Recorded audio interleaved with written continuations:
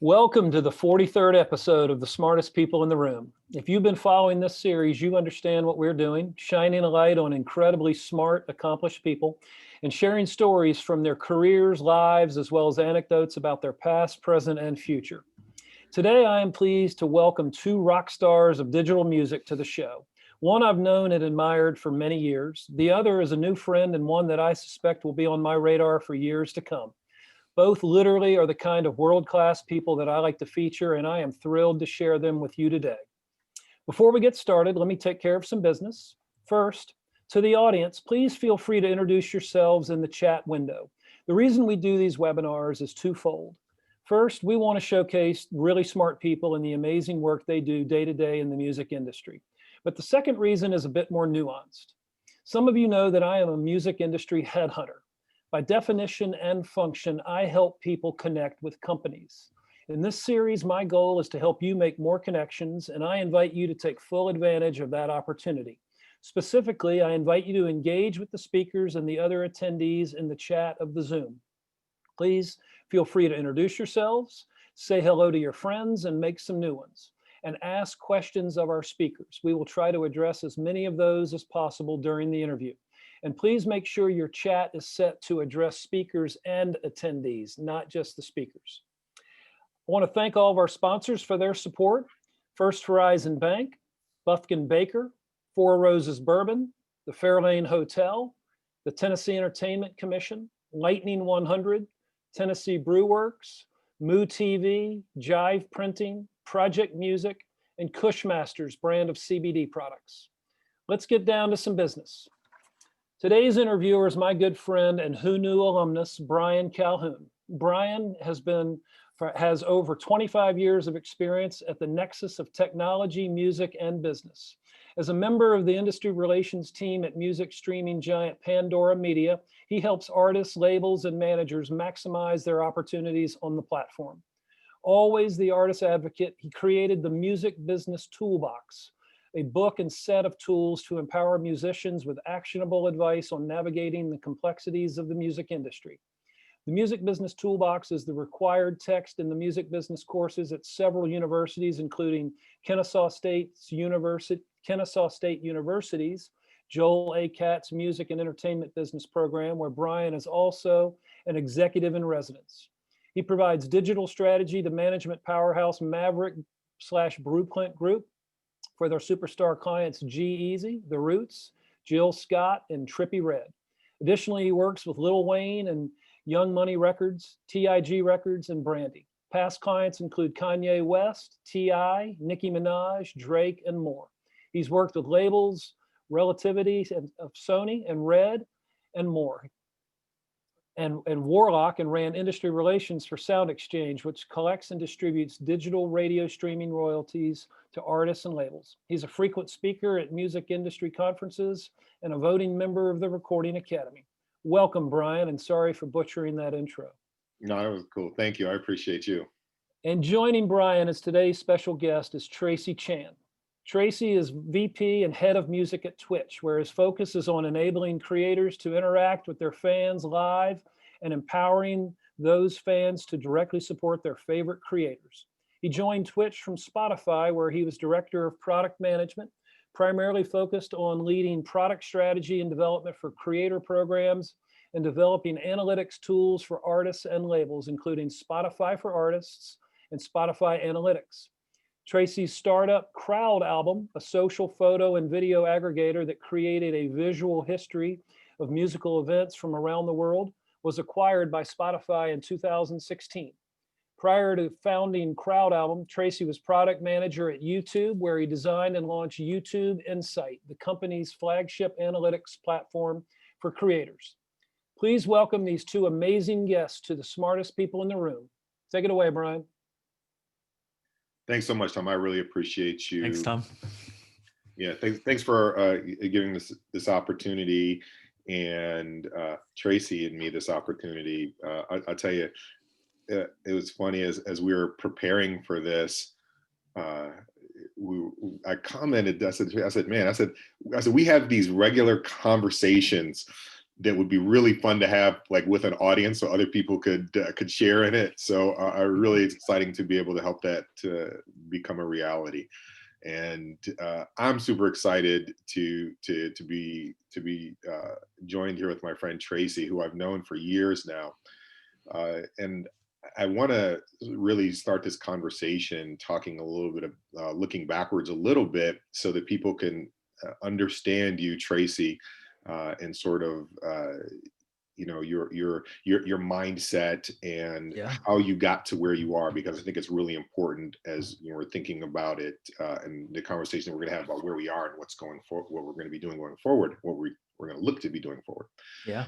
And to give everybody a little bit of context about our relationship, I was, as Tom mentioned, I've been working with artists for years, and I was struggling trying to figure out how I could engage with audiences for my clients who are attending performances.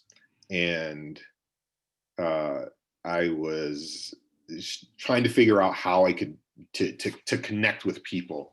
And I was fortunate enough to meet Tracy, who was working on this cool project, this startup called Crowd Album, to sort of aggregate fan data and connect with people across different social platforms who were in the room. And we instantly hit it off. He was gracious enough to allow me to invest and advise the company, and it was a great experience for me. And I got to know him very well as a result of that. But he didn't just start there. And what I'd like to do, Tracy, and we got a bit of a high level view from the introduction that Tom did, but going back to the work that you did at YouTube and then in Ngmoko, and how that led into Crowd Album and ultimately to Spotify and where you are now, it would be helpful, I think, to provide a little bit more context. Sure. So I think going way, way back, I started my journey in tech at Google, actually. And so I was working on a product called Google Video, which no one really knows now. And we were trying to kind of make a go at video on the internet. And there was this, what we thought of as a time as this pesky startup called YouTube, who was just doing extremely well. And we're like, we're Google, we should be able to do better than them. Well, it turns out probably close to a year into working on both Google Book Search and Google Video, Google, we got pulled into a room with Eric Schmidt and Larry Page, and basically, we found out that Google bought YouTube. And so I went over to, as part of the first batch of Googlers, to integrate with YouTube. And my job at the time was just kind of figuring out the numbers, helping, how could we help the internal teams figure out what's going on with YouTube? What deals should we invest in? Is the product working? What are our users doing? What are our creators doing? So I built up kind of this internal, data warehouse and analytic system for internal users. And kind of long story short, the product team said, hey, why don't you do this for our creators? Because remember at the time, online analytics, except for maybe like web pages, which were highly managed service, just like they weren't a thing. And then if you think about a service like YouTube, which just had, billions and billions of views and things like that, just trying to kind of figure out what was going on was a real challenge. And so that was the big thing that the team that I led over there was, hey, how can we have better understanding of what's going on with YouTube? And, how can we get our creators to help, them understand what's going on, who their fans are, how can they make better content, that sort of thing. And that was kind of the real idea around YouTube Insight, which is now YouTube Creator Studio, YouTube Analytics. It's had lots of names over the past. But I think, that was what really kind of put me on the journey to, really kind of understanding that, these media platforms and services, they were just really changing the creative process, how, creators interacted with fans, how they grew audiences, how they just made content. So did that for a good number of years. I left there actually to go to, funny enough, a live streaming startup called Ustream. Was there for just a bit. It was kind of a pit stop, and then made my way over to a company called Ngmoko. And to date myself a little bit, Ngmoko was the first mobile gaming studio for iOS. So this was before kind of the big hits of mobile gaming. And what was really interesting about that opportunity was this was kind of the height of gaming. And I really wanted to understand, what is this gaming phenomenon? I don't necessarily want to build a game, but I want to understand, like, what's the psychology? Like, why are people coming back here? How are game developers making money and all of that? So I ended up going there, running their developer platform. And basically we built, all of those tools like social graph, virality features, digital economies, ad platforms, basically all of the things you needed to make a game, except for, the game itself. And so, we scaled up that platform. I think at the time when I joined, there were 5 million users across the network, and there were 20 by the time I left. We ended up getting acquired by a big Japanese company that was huge in gaming called DNA. They are just the best and brightest in the world at just how gaming works. But it really helped me kind of understand just like, again, why gaming was so important, how it was growing so incredibly fast. When people typically thought about gaming in, a console or PC context, mobile gaming started to explode. I kind of got the bite there of, hey, I kind of want to try my hand at a startup. And basically I had, that's, when I started embarking on the crowd album journey. And basically, the whole thing about crowd album was, I go to shows a lot. I'm a music lover through and through. And, I thought it was just so silly that, all these people around me, had their cameras up and they were like this. And I, as a fan, could not see their pictures, and guaranteed I was not taking big, good pictures with my phone. And I wanted to see everyone else's pictures. So, basically started on that journey. We started, building up the tech to basically algorithmically find all of those photos that people were taking at shows, photos and videos. And, the trick was, it didn't require a hashtag. It didn't require a geotag. Really, we used just so many methods to kind of find out whether the content, was taken at the show. And, social at the time is such a mess. If you try to find things by hashtag, it's really, really hard, especially in the live space. And, I was reflecting on, like, when we met, it's funny, I remember we like got introduced over email, and I remember going to an event at Google because we were we were partnering with them. Yep. And when I was getting out of my car, I was just kind of checking the stats of Crowd Album, and usually we had like a couple of thousand viewers at any given time, looking at the content. And for some reason there were like 40,000 people looking at Crowd Album. And I was like, I don't know what's happening. And it had turned out that basically you had Lil Wayne tweet out a Crowd Album link to his fans. Yeah. And that was, to me, just so transformational that artists want to connect with their fans and vice versa. And the trick with Crowd Album was, hey, it's not just, I can see the photos that you're taking of me. I can see who you are in the audience. And that was something that you and I had talked about a long time was, artists, they don't know who's in the audience. They want to get to know who's in the audience, and they want easier ways to be able to connect with them, to reach them, to acknowledge them. And, that's the journey that we went on of just scaling Crowd Album of like, how many of these things can we generate in high quality? Who can we get to use the service? And it turned out it worked just incredibly well because there was such a gap in the market. And then in 2016, we started talking with a bunch of people in the music space, and we started talking with Spotify about a partnership, and it ended up in a marriage of sorts. And they acquired us. And then, that was, keep in mind in 2016, Spotify had existed for about almost a decade. It had been, primarily kind of in Sweden. They came into the US, they were scaling up. They had become kind of the dominant streaming platform. But what they recognized was, in 2016, artists started pulling their catalogs, right? Taylor pulled her catalog, Adele pulled her catalog, Apple Music was starting to do exclusives. And Spotify, pre kind of me coming in, really recognized that we need to do something for our creators. Spotify is again changing the game of how people are consuming music, the interaction between artists and fans, and how the value chain works. And so that was kind of the real genesis of Spotify for Artists. And I remember, I think when we started the journey of Spotify for Artists, we had a goal of getting a few thousand artists to use the product. And I think today, certainly I bet most of you in the audience have used Spotify for Artists, at one point or the other.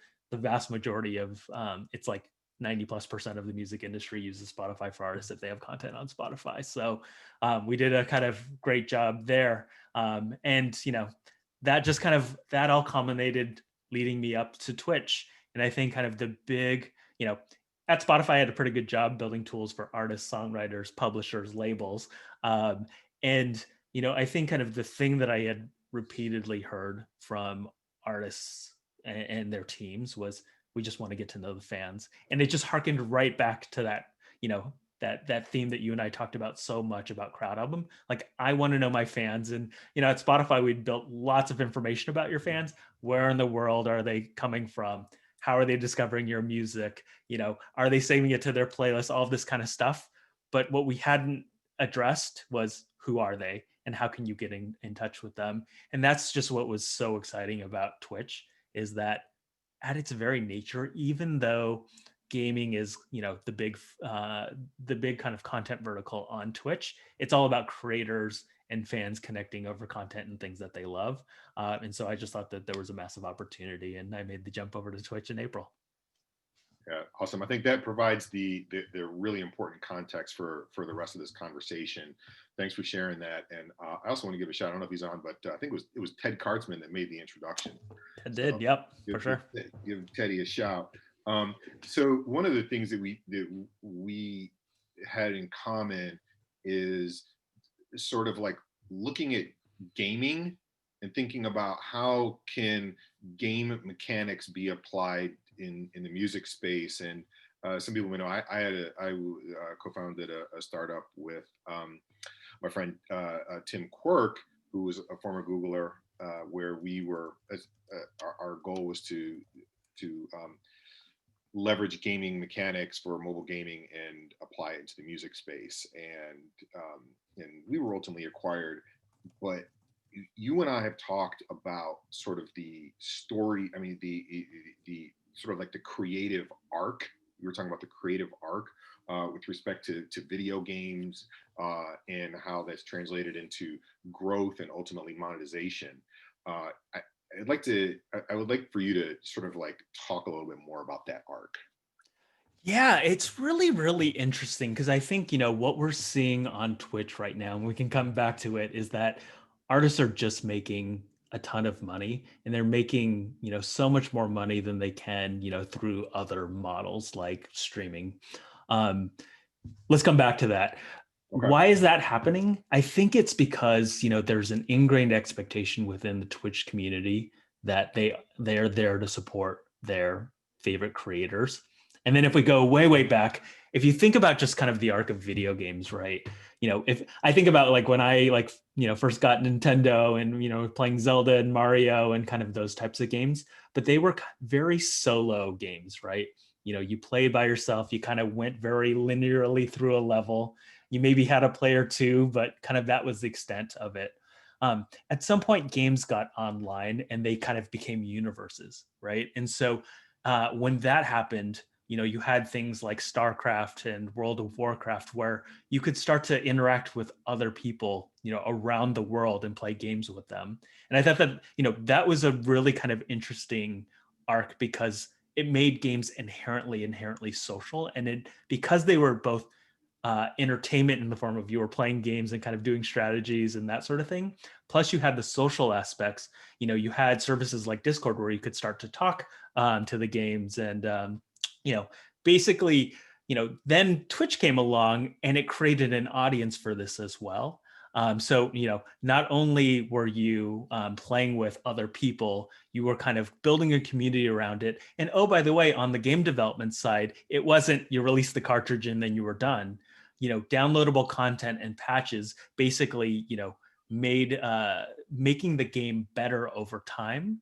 a reality. So, you were kind of buying into a longer term relationship than just kind of that physical hardware.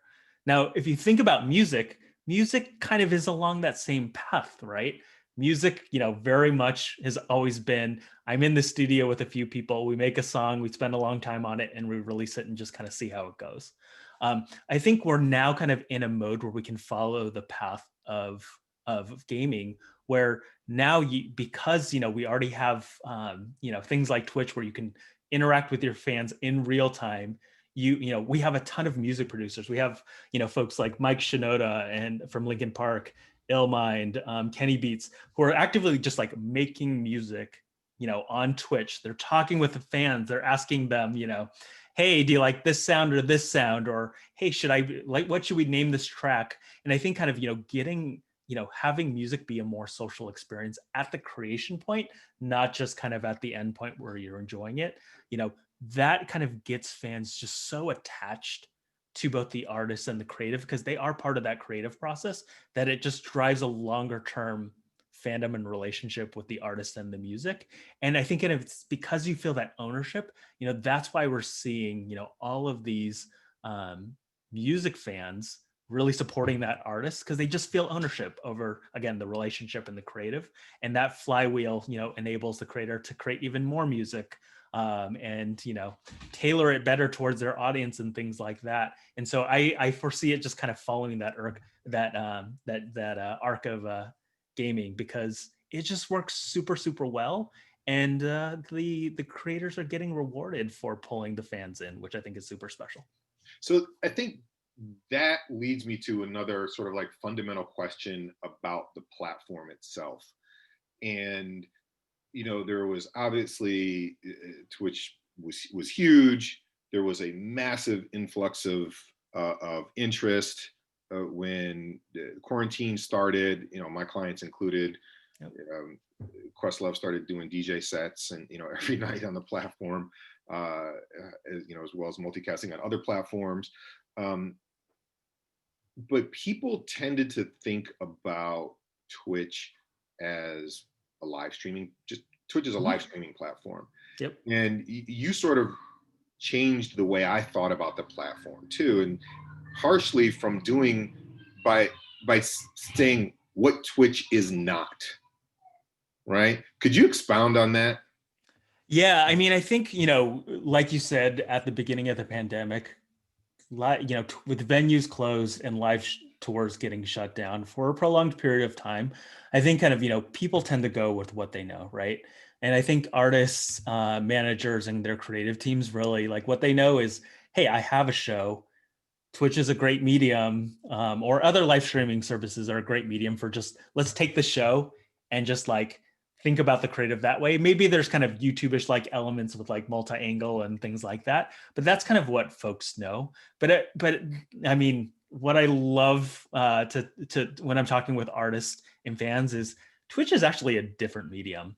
It is, I think, yes, you can put your live show on Twitch and it will probably do well, but the Twitch audience has different expectations, and we're part of the creative process. We are part of kind of a community, and I expect interaction with my favorite artists. So the way that I kind of like to frame it with a lot of artists who are interested in getting, in understanding Twitch is, a lot of folks in the music industry think, okay, Twitch, you take your live show, you put it online, and you put your audience in the front row, and that's what Twitch is.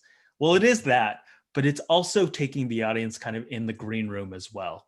And so that's the kind of mindset shift that I think is really, really important for artists to know is the audience expects to be in the green room. They expect to interact with you. They expect, for the artist to kind of know them and shout them out by name, or if they're, donating or subscribing, getting kind of acknowledgement for that. And that's the beautiful flywheel that just kind of occurs is, when the fans are supporting that artist, like the artist supports the fan right back, and everyone else sees it. And I think kind of that's the wonderful flywheel. And then on the creative side, co-creation just can take a number of forms, right? It could be as simple as Q&A of, asking questions in chat and then answering them. And again, addressing, the fans by name.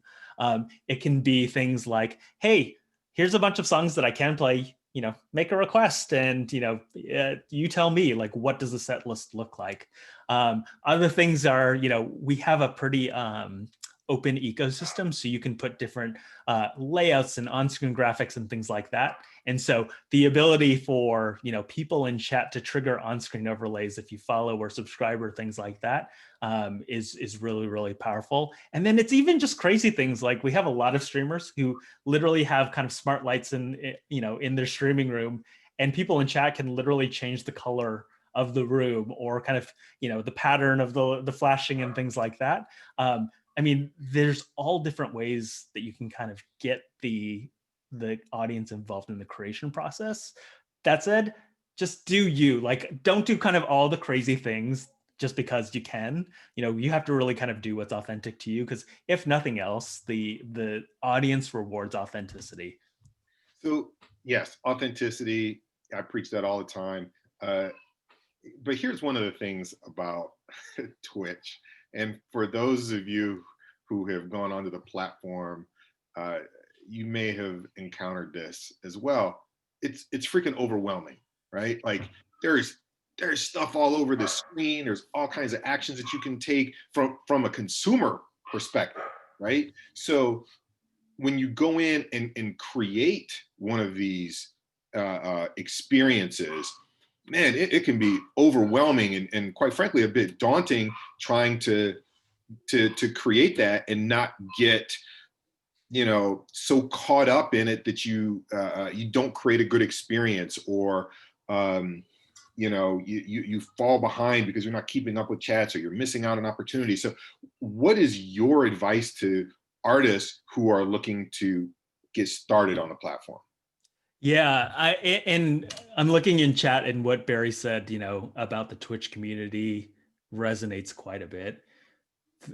Twitch is a community unto itself, right? And I think kind of like it, I say that kind of community is a very buzzy word, and everyone says they have a community. I think the things that I think define community on Twitch are, there is kind of a language, there's an etiquette, there are inside jokes. But it's really, at the end of the day, just people really interacting, not just fan to artist, but fan to fan as well.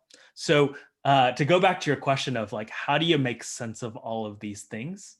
The best advice that I give to artists and managers and their creative teams is go on Twitch and experience it as a viewer and a fan. I think you just learn so much about just how communities function. What are the expectations that the audience have? What are the things that you can do to, get rewarded if that's one of your goals? I think because the Twitch music community is so tight knit, once you get involved as a fan and they kind of, get to know that you are a musician as well, they will be there for you. Now, this isn't like going in and just like promoting yourself and things like that. Like, do it in a very kind of organic way. The good news is I know most musicians are just music fans in general. All of us who work in music are music fans. So, that's kind of like the one thing that I appreciate, during this crazy time period is, when we were talking, with Tom earlier about like, I think we all just miss live music so much because it's just been such a big part of our lives, throughout our lives.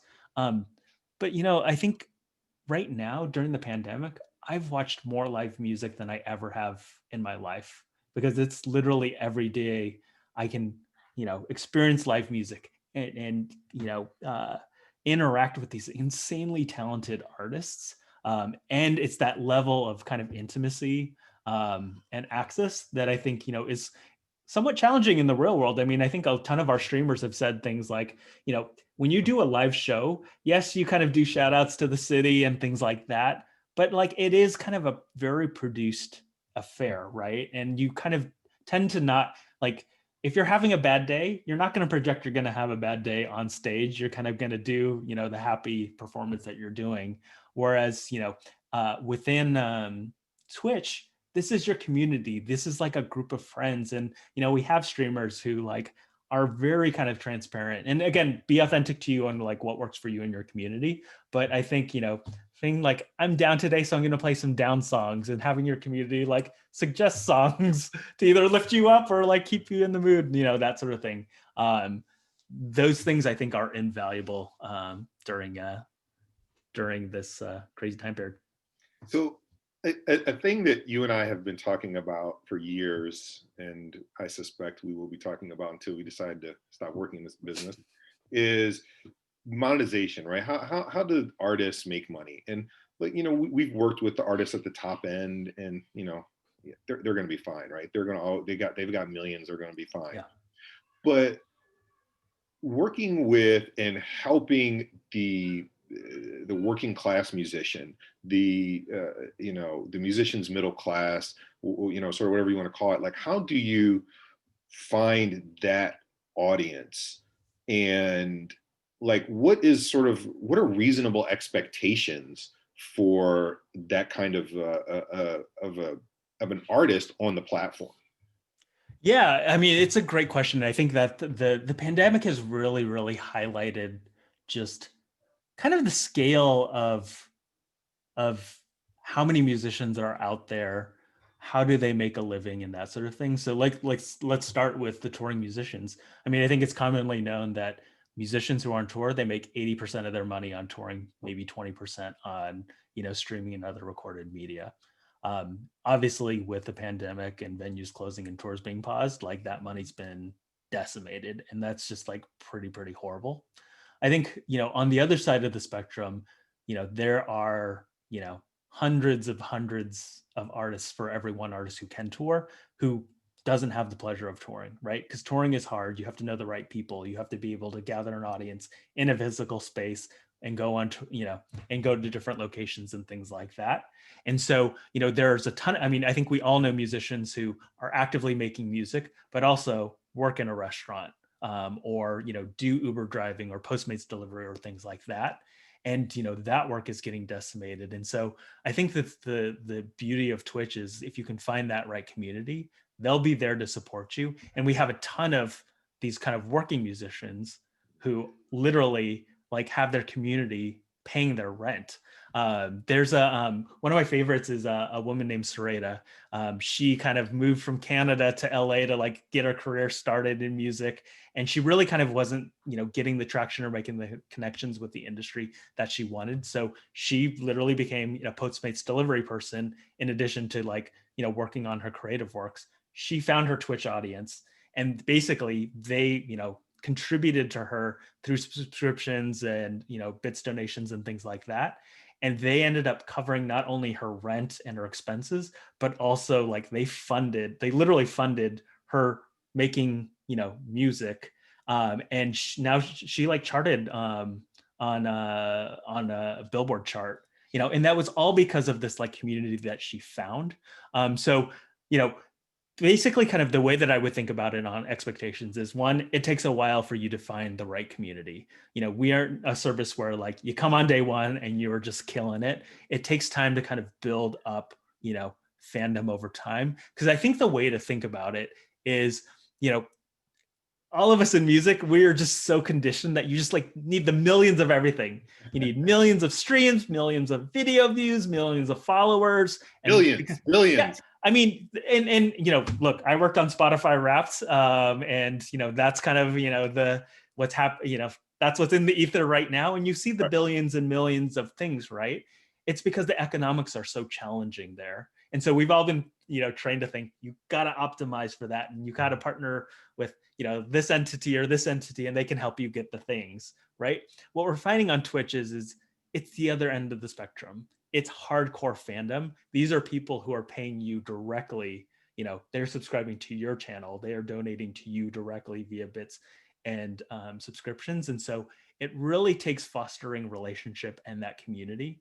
So it can take, you know, it can take a couple of months to kind of really build up your audience who's supporting you. That said, Bryan, like what we're seeing on Twitch is insane. I mean, we're seeing people literally make a living on Twitch. So hold on, because I'm gonna stop you. I'm gonna stop you for a second. Okay. All right. So one of the things that we were talking about is, and so Tracy challenged me And I am now going to challenge all of the participants here. So I want you to drop your answer in the chat. So keep me honest here. Make sure I state this properly. So if you think about $50,000 a year of annual income, right? That's, you can live off of $50,000 a year. There are artists who make $50,000 a year on Twitch. For the artists making $50,000 a year, what is the average number of concurrent viewers per session? Correct? Did I state that properly? Median, but yep. I'm sorry, median. Yeah, median. That's right, median. Yeah. What is the median number of concurrent viewers per session? So, all right. At this point, I want you guys to drop your guesses, your educated guesses, because it's like all kinds. There's all these super smart people on this thing, right? So tons of really smart people. And while we're getting some numbers and some guesses in here, talking about bringing in the audience, so there are artists who already have artists on, other platforms. You got email lists, you've got, social followers, you've got subscribers on YouTube. And this is also another area where you challenged me too, because I'm like, how am I going to get all of because I've got clients who have millions of fans, right? Mm-hmm. Or have millions of followers on these other social platforms, getting them from Instagram, getting them from YouTube onto Twitch. Yep. And you challenged me to think about it instead of, while you can do that, but also, how do you find the fans who are already there, who are already on Twitch? So could you expound on that a little bit? Yeah, I love these guesses coming in. Keep them coming in. I know. Awesome. These are really, really great. Okay, so there's a couple of things. So one, the most important thing that you can do as a streamer, whether you're just starting out or you have a community, is be consistent. A consistent schedule is key, because keep in mind, this is a live medium. This is not kind of like video on demand where you can watch it whenever. Consistent schedule is key, because people build their schedule around watching Twitch and watching their favorite creators. I think one interesting data point in there is, where is the kind of average watch time? Actually, you told me this, and I'll kind of generalize it, but I think kind of, the average watch time, across other services that have live streaming capability, they're minutes, because, it's a few minutes, because that's what the platforms are built to do. I came from Spotify, I came from YouTube, it's short form video, and, we want to kind of get you, or songs, and we want to get you in that loop. On Twitch, it's, 1 to 2 hours average watch time per channel. And so, people kind of want to prepare to do that kind of time commitment. So basically, an artist having a consistent schedule, and it could be, like on Mondays, I'm just going to do talk about my records. Maybe Thursdays, I'm going to do a performance. Maybe Saturday, I'm going to do, gaming, or whatever that is. Just be consistent so your audience knows what to expect. Two, like you said, leverage your socials. I mean, there are, you have so many fans in so many different places. What we recommend is always kind of let people know in advance, when your schedule is, when you are going to go live, and then basically ask them to follow you, just like any other service. Have them follow you on Twitch, because if they're following you, then we will notify those users, via email or push notification or whatever, that you're going live when they're ready. And then I think that last thing is just like, again, get involved in the community in and of itself. One of the most powerful features we have within Twitch is a feature called raids. And basically, when you are ending your stream as a streamer, you can push your whole live audience over to another channel. And so as you get involved in the community, basically, again, we were talking about how tight-knit the music community is. Basically, the music community uses raids kind of like the headliner and the opening act everyone says, I want to support the person who's smaller than me because I know someone in the past has rated my channel. And so I might have only had, when I started, had like 10 or 20 concurrent fans. And then I got a massive raid. And then all of a sudden I had hundreds because someone who had a bigger audience, sent their audience over. So the more you can get involved in the community, the more you can basically take advantage of these types of dynamics and features. Yeah. Okay, I think we got enough guesses. There was some that were really super close. Super close. Super close. I was surprised because I was way off. So, yep. Tracy. Yep. So for those making $50,000 or more on Twitch, the median concurrent audience is 183. To me, I remember when we first did this analysis and I saw those numbers, I just could not believe it. Because again, it's all about fandom and passion. And it's really, I think one of the interesting things about that as well. Yep, see, you got very, very close with the 200. Yeah. I think kind of the thing to think about it. Yep. Hey, Vicky. Good to see you, Vicky. By the way. I think the thing that's powerful is there's a couple of dynamics in here. So one, it's super fandom, right? Again, it's the people who are going to be there. I mean, we all kind of know the super fans who will travel to go see you and tour with you and things like that. They kind of exist out there. Two, I think the other thing is just the repeat regular interaction is a chance to monetize. So a great story that I love is there's this streamer named Autopilot. He's amazing. I would 100% everyone go follow his channel, ORTOPILOT. Basically, what he does is he's kind of a looper. So he plays every part of a song and he has like 100+ instruments in his studio, and he basically loops them and builds up a song over time. But he has an awesome, he has like a ton of fans. He actually is kind of on the higher side where there's, he has a couple of hundred concurrents, but basically a couple of, maybe it was 2 or 3 months ago, he announced hey, he'd been on for Twitch for 2 years. He had not released live music or original music in about 5 years or something like that. And he's like, Twitch community, you've inspired me to create new music. And, because of you, I can actually fund, doing all the production myself. And so basically when he announced that, one of his super fans, she donated £1,000 directly to him to, help him with the production of his album. And then she gave 200 gift subscriptions to his community, which means she basically gave the subscriptions to everyone in the community so that they had the benefits of the badging and the emotes, which are custom emojis and things like that. So when one stream, she gave $2,000. The thing is he streams about 3 times a week, and every stream she gives at least 100 gift subscriptions. And so that's the level of fandom that we're seeing on Twitch. And again, it's rethinking, don't try to kind of get the biggest thing in the lowest common denominator. Figure out who's, which are the fans, what's important to your actual fans, and cultivate that relationship over time. It's funny, later he did kind of a recap of his year video. And of course, he shouted out that fan because she's important to him. And so, and all the dynamics of Twitch, you can see who are the biggest, donators, who are the biggest gifters within your channel, that sort of thing. We help you kind of figure that stuff out, both kind of in public as well as kind of behind the scenes.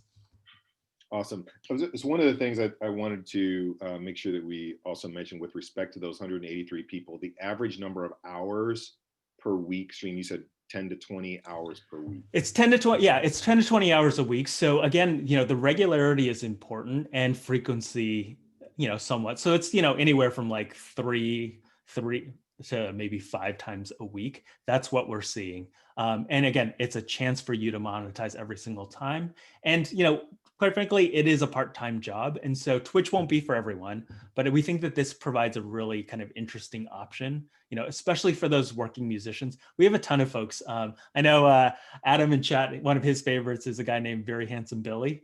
He's a guy in New Zealand, really talented musician. He's a looper. he almost has like a talk show on his channel as well, where he's talking with fans about various topics as well as performing music. But he basically got on Twitch. He started performing to a few, it was like 100 or 200 fans, something like that.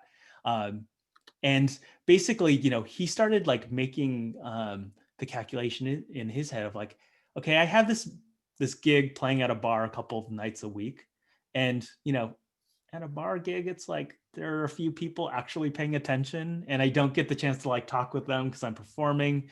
Or on Twitch, it's like there's so many more people. It's a global audience, and I can actually just get to know who they are, and I can make more money. He decided to kind of ditch the bar gig and actually just focus on Twitch as his primary way of making money through music. Which again, there's like countless stories like this, which I think to our team is just super inspiring. Yeah, and what's up, Adam? Adam Zabarski. He just dropped a link in the chat for the artist that you were just talking about. So another one of the things, I mean, certainly Twitch has been most known for gaming, and music has become much more important for the platform, and the company's made a very significant investment into the vertical.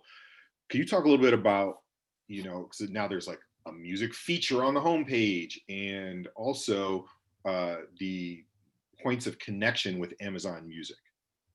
Yeah. So, I mean, I think kind of, that's one of the big themes that we have, especially kind of as the pandemic has gone on. We have just so many musicians coming onto the service that we've really focused on discovery, and we've really kind of focused on it in three ways. So one, like you mentioned, music kind of is featured, very prominently within the Twitch ecosystem. In fact, we just released a new music landing page. So before it was, here are all the music streams, and it's sorted by the top number of concurrent viewers. What we've now realized is, hey, there's a ton of different use cases: production, music talk shows, live performances, things like that. People are used to kind of discovering different types of music in different ways. So we have different shelves where you can see, live production versus live performances versus production. You can see and filter by different genres and things like that. So we're really investing in the discovery experience. And the important thing in that is that, we focused on personalization. And so when you're going in there, we're optimizing for finding viewers that right community that we think that they will enjoy, versus like driving them to the biggest thing, which was kind of the strategy of the past. So that's the first thing. Second, we released a product called Soundtrack, and basically, it's a rights cleared music service for our gaming creators. And basically what this does is it provides a huge amount of discovery for our like music loving audience, where basically when a track comes on, it displays the track name and artist very prominently. You can save that music directly to Amazon, Spotify, Apple, service of your choice, and you can actually follow that artist directly. You can follow their Twitch channel directly. So it provides kind of that gaming discovery mechanism back to the music creators. And then third, you mentioned, we're working with services like Amazon Music. So over the summer, we released a feature in which we've added the live streaming capability and viewing of Twitch directly into Amazon Music. And again, we're just providing many more touch points, because Amazon Music has 55 million paid subscribers, introducing kind of the Twitch audience from a discovery standpoint, where you can say, okay, not only can I interact with you over live streaming, I can, again, I'm right there. I can listen to your music, I can save it, that sort of thing. We're going to continually invest in those types of ways where artists can get discovered and just find that right audience so that they can, make a living. Mm-hmm. I want to encourage people, because we have a few minutes left, but I want to encourage people to, if you have questions, to put them in the chat. We've got a few already. I want to maybe, Tracy, if you could answer, Yep. I think this would be interesting. What's the process like to get featured on the front page? And is it possible to pitch independent artists to get that soundtrack back? Yeah, so on the front page, so basically we have different tiers of creators. So when you start, you're kind of an average creator, and you can start to broadcast and engage with your audience. The second tier is what we call our affiliates. An affiliate, basically achieving affiliate status means you can monetize. So people can subscribe to your channel, they can, you can create custom emotes, that sort of thing. What's important to note is the threshold is actually fairly low. You have to have a low number of concurrent viewers and you have to broadcast a certain number of hours before we invite you to affiliate. That said, we have different partnerships with folks like SoundCloud and Bands in Town. So you can work with them and we will basically accelerate your path to affiliate status so you can start making money on day one. The third kind of highest tier within our creator ecosystem, and it's a small set of people, is our Twitch partners. Twitch partnership, it takes kind of, higher qualifications, higher number of hours streamed, bigger concurrent audiences, and it basically shows a dedication to the platform. And so basically kind of, how Front Page works is we offer up, basically our partners can request through a support ticket, which goes to a prioritized tier within our support for partners specifically, and they can ask for Front Page placement on, for a certain number of slots per year. So that's how Front Page works. On the soundtrack question, is it possible to pitch independent artists to get in that soundtrack? So we have a playlist and stations ecosystem. How it works is there's kind of two ways to have eligibility for soundtrack. First, if you are self-releasing, we have two priority partners, preferred partners, SoundCloud and DistroKid. So if you use either of those services, that you can enable basically your track to be eligible for soundtrack. And then, our curation team basically creates the stations and playlists from there. If you aren't self-releasing, work with your label. We work with, several dozen labels who are basically, getting their catalogs into soundtrack. They're working with us on what priority releases are and things like that. And the crazy thing is since we launched soundtrack, I think over 100 new labels and distributors have reached out. So we're rapidly trying to kind of onboard them and extend out the number of genres and playlists and stations that we can get figured out. So you've touched on this a little bit with respect to the soundtrack, but also, some of the things that I've experienced in working with artists who are especially performing music that is not theirs on the platform, pre-recorded music. So would you mind touching on, and I think there was a couple of questions about this too, specifically around rights and clearing rights and working with sound recording copyright owners and publishers? Yeah, so I think the way to think about Twitch is you as a artist, you control your channel. So think of it very much like either, you have the space like a venue or a TV channel unto yourself. You fully control kind of the content within your channel. Twitch isn't going to tell you what to do. So with that in mind, what we do is we pay public performance licenses to all of the PROs for you to perform music live to your communities. That all said, the thing that you kind of need to think about is if you use pre-recorded music or if you enable video on demand or clips, you need to have the rights to your music and compositions just like you would with any other creative work that you have. I should mention that we are going to be hosting a Camp Creator for musicians. So Camp Creator is basically our live streaming sessions where we do them regularly, and it's just helping creators understand either new products or new issues that are coming up. I think in a few weeks now, we're going to be hosting one for musicians specifically on issues that they should be thinking about with their Twitch channels. All right, cool. So we've only got a few minutes left. There's so many people on this. I wanted to say what's up to. I see Steve Marks, what's up? Who else did I see on here? There's so many people on here. That's Adam Zabarski, what's going on? AZ, Brian Zisk, Carrie Sherman, Cindy Charles, Dave Park, and somebody, Dick Huey. What's going on, everybody? Eric Mendelson. Sorry if I'm missing some people. One of the reasons I was really excited about doing this was because when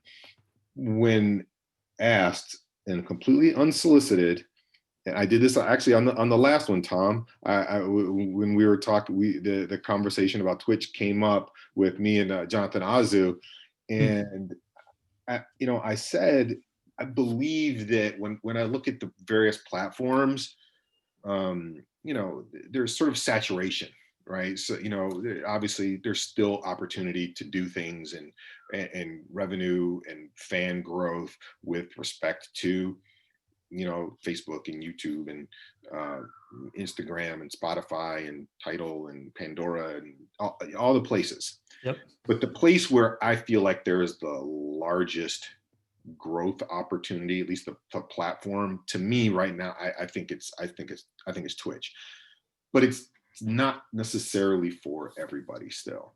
And I certainly have clients who aren't going to use it because it's not for them. Like, just don't. Lil Wayne is not going to go on and stream 10 to 20 hours a week. There's no way that's happening. But that doesn't mean that there are not other artists that will. But there's a couple of things that you had said too, just about, you're talking about like unlearning the music business as you know it, right? There's a couple, because I made some notes and we're talking, there's a couple of key things. You talked about about having a mindset shift and unlearning the business as you know it. And, as we only got a few minutes left, I kind of wanted to, throw it back to you I think that's maybe a good way to sort of wrap things up, and having people understand what this shift is and unlearning, and how that sort of leads into what like the next thing is, like what's next. Yeah, well, so I think first, a really, really, really important thing to note about Twitch is, it actually it works quite well for any type of artist, even the biggest artists in the world. It depends on what your goal actually is. So, we have a ton of big artists like, we have Keith Urban, and Dolly Parton did a live stream, a couple of weeks ago over her Christmas album talking with fans. And so, the level of intimacy that you get with your fans and connection, like that works for everybody, right? And so if you kind of want to do an album release or all of that sort of thing, tons of artists are doing that on Twitch.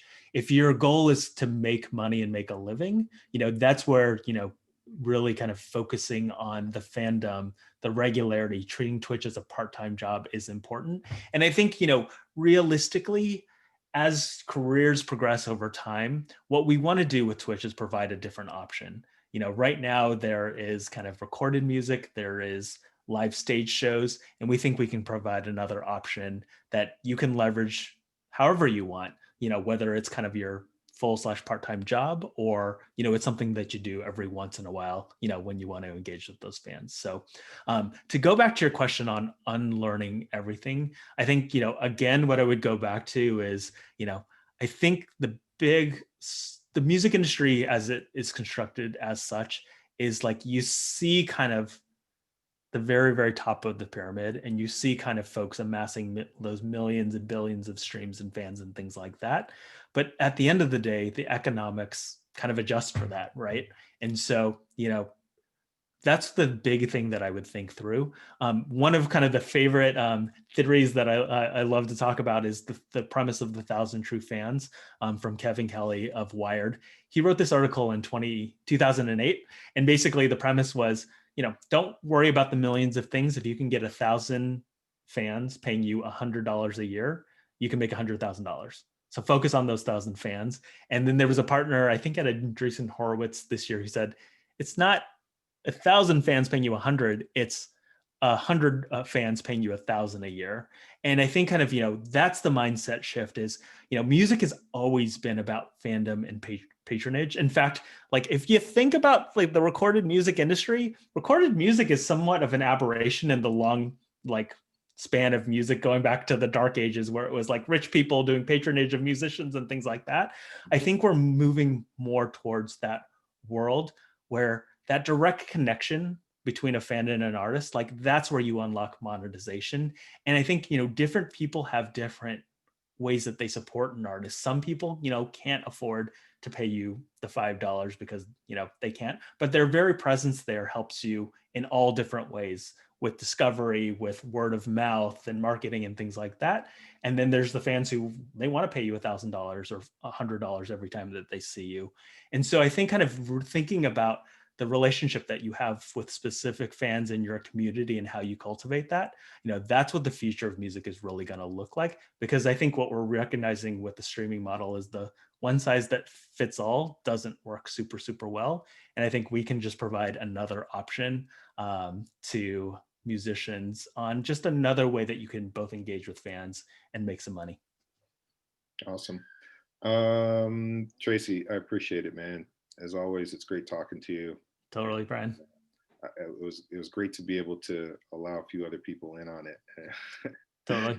It was awesome, man. Where can people follow you? Twitch, whatever. I want to make sure people can connect with you if need be. Yep, Tracy P. Chan on Twitter, and then on Twitch, TPC510. And I'm in Twitch all the time. So if you're a streamer, you probably already know who I am. All right. Hey, Bryan and Tracy, let me jump in here. Yep. First off, thank you for proving me right again that I can deliver the smartest guys in the room. You guys were brilliant as expected. Thanks for the knowledge. Thanks for the inspiration. Tracy, you've opened a lot of people's minds, I think, today to the power of this platform. Bryan, you did a great job of teeing him up to do just that. So thank you to both of you. My phone's been blowing up during this. I have a feeling there's going to be a demand for part 2 for this at some point in the future. And I hope you'll come back and maybe share some more knowledge with us in the future. With that, just again, thank you so much for what you're doing to make the music industry better for everybody, both of you. Well, thanks, Tom. Thanks, Bryan. Thanks, everyone, for participating. This is super awesome. Yeah, thank you guys very much. I'm really, really happy to be here. All right.